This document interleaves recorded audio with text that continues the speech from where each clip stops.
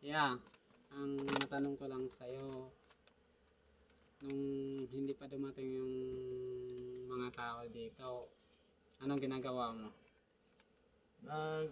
Namamasada ng tricycle. Ah, Minsan, nag-rigging. Pag may contract yung mga trabaho ko dati. ah, yun ang pinagkaabalahan mo sa buhay. Pinakabalahan ko sa buhay. About sa ganito, nakapasok ka na sa ganitong trabaho natin, ano, na-enjoy ka ba dito o nahihirapan ka? Okay lang naman. Driver, wala namang ano eh. Bilang driver, Ano ang dapat? minsan boring. Ikaw lang mag-isa sa sasakyan. Tapos, nahihirapan ka lalo na pag pumutok yung gulong, mahirap yung magtanggal. Kailangan ng sakripisyo talaga. Kailangan ng Saka sakripisyo. laging safety sa daan at saka maliwalas yung mata. Kailangan. Saka may panalangin Focus ka, tayo. focus. May panalangin tayo sa taas. Yan. Na huwag tayong pabayaan ni God. Number 1 yan.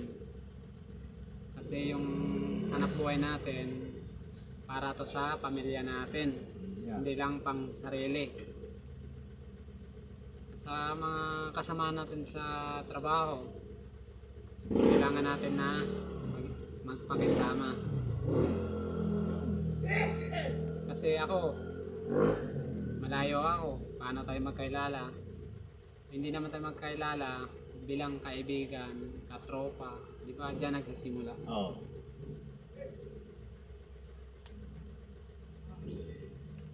Paano pag matapos yung project natin dito? Sasama ka ba ng Maynila? Ano yung sasabihin ni boss, kung kailangan na driver, dito sama ko. Kailangan ko na. Kailangan mo ng driver, sasama ka ng Maynila para maranasan mo yung Papunta naman ako ng Manila. Manila boy. Punta na. Dati lang ako nakapunta ng Manila. Construction worker ako sa Manila DPWH. Ayun. Sa Paranaque, B8. Ayun. May karanasan ka na pala. Alam ko na yung Manila. Pero yung mga probinsya, hindi. Cavite, nakapunta na ako sa Cavite. Caloocan. Ayun. Tinadanan mo pala ang Manila. Ito, yung video nito, na-share ko lang to sa'yo. Malay mo, bilang araw, maging maraming followers natin, o Ang Manila kasi, iba yung Manila eh. Maraming doon eh. Hindi ka basta-basta palakad doon. Oo, mahirap doon. Hindi, mahirap doon.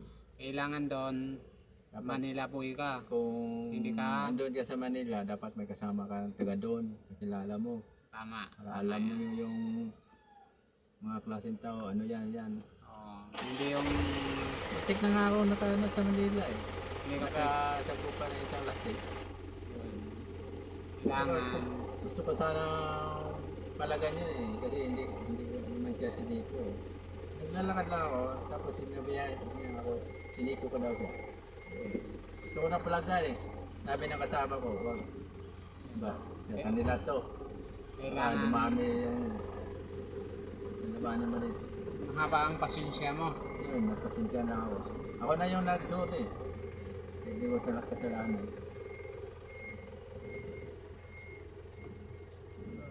Dito yan sa Cebu, hindi ko yung papalagpas. Tapos, ito guys, natapos na yung interview ko sa kanya bilang driver. Yan. Araw-araw kami magkasama dito. Siya ay taga dito po, siya sa Cebu. Si Kuya. Galing ako Mindanao. Yun, galing po siya ng Mindanao. Driver po siya.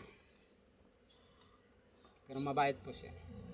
Huwag kayong pumunta ng Mindanao nga walang kakilala doon. Yun, mahirap yun. Delikado din. Lalo na pag, Lalo na pag Christian ka, delikado.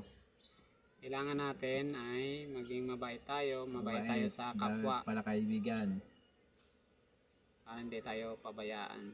Number 1 yun sa taas. Ito lang yung video ko na sinishare sa inyo. Salamat.